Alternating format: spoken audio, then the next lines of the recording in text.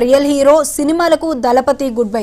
దళపతి విజయ్ అయితే ఇక ముందు సినిమాలు తీయబోనని చెప్పి ఆయన అంతకుముందే పార్టీ ఎప్పుడైతే పెట్టాలనుకున్నారో అప్పుడే చెప్పడం కూడా జరిగింది. దానికి సంబంధించి ఇప్పుడు రాబోతున్న సినిమా జననాయగన్ అదే లాస్ట్ సినిమాగా కూడా ఆయన తీయబోతున్నట్లుగా కూడా తెలుస్తుంది. అది రిలీజ్కి కూడా సిద్ధంగా ఉంది రేపు ఫెస్టివల్ టైంకి. ఈ సినిమా తర్వాత ఇంకా ఆయన ప్రజల్లోనే ఉండాలి, ప్రజలకే సేవ చేయాలి అని చెప్పి కూడా భావిస్తున్నట్లుగా కూడా తన నోటి ద్వారానే చెప్పడం జరిగింది.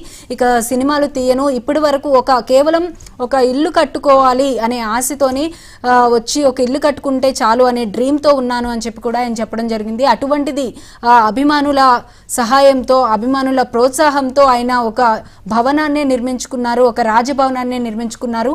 అంత మంచి రాజభవనాన్ని ఇచ్చిన అభిమానులకి ఆయన తిరిగి సేవ చేయాలి అని చెప్పి ఇప్పటి వరకు దాదాపు 30 సంవత్సరాలు పైబడి ఆయన సినీ ఇండస్ట్రీలో ఉండడం జరిగింది. ఇన్ని సంవత్సరాలు అభిమానులు ఆయనకి ఇచ్చిన ప్రోత్సాహానికి గాను ఆయన నెక్స్ట్ 30 సంవత్సరాలు ప్రజలకి సేవ చేయాలి అని భావిస్తున్నట్లుగా కూడా చెప్పడం అయితే జరిగింది. దీనికి సంబంధించి మరింత సమాచారం మా Delhi bureau chief Shirish live ద్వారా అందిస్తారు.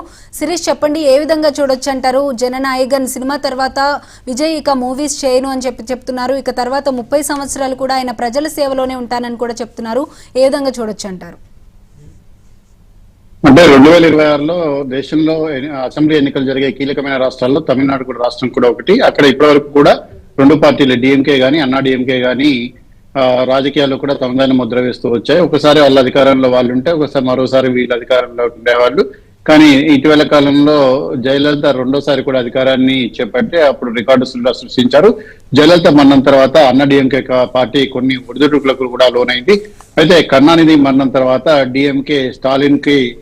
స్టాలిన్ డిఎంకేను చాలా గట్టిగా కూడా నిలబెట్టారు తమిళ రాజకీయాల్లో.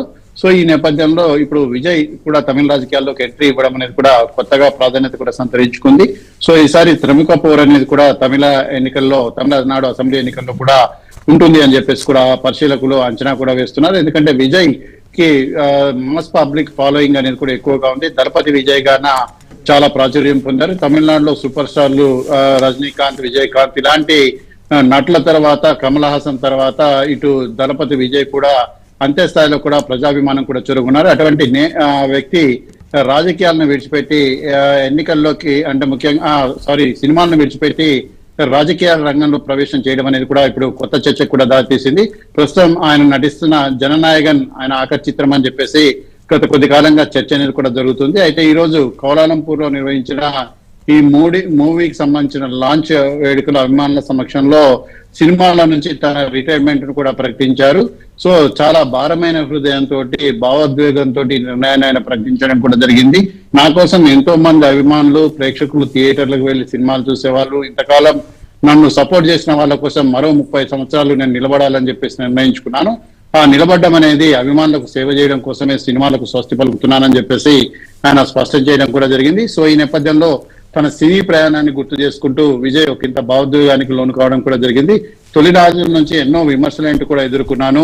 అభిమానులు నన్ను వెన్నంటి ప్రోత్సహించారు. 33 సంవత్సరాలుగా నాకు సపోర్ట్ చేస్తూనే ఉన్నారు.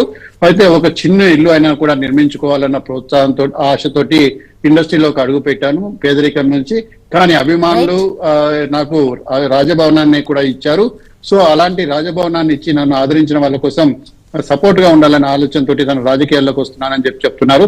సో పూర్తి టైంలో రాజకీయాలకు ఆయన టైం కేటాయించడం అనేది కూడా ఇప్పుడు తమిళనాడులో కొత్త చర్చనీయాంశమైంది. వచ్చే అసెంబ్లీ ఎన్నికలు అనేటివి కూడా చాలా రసకదాయకంగా ఉండే అవకాశం ఉంది. త్రిముఖ పోర్లో మరి విజేతగా ఎవరు వస్తారు, కొత్తగా వచ్చే విజయ్ని ప్రజలు ఆదరిస్తారా లేదా అనేది కూడా చూడాల్సి ఉంది. Okay, right, thank you Sirish.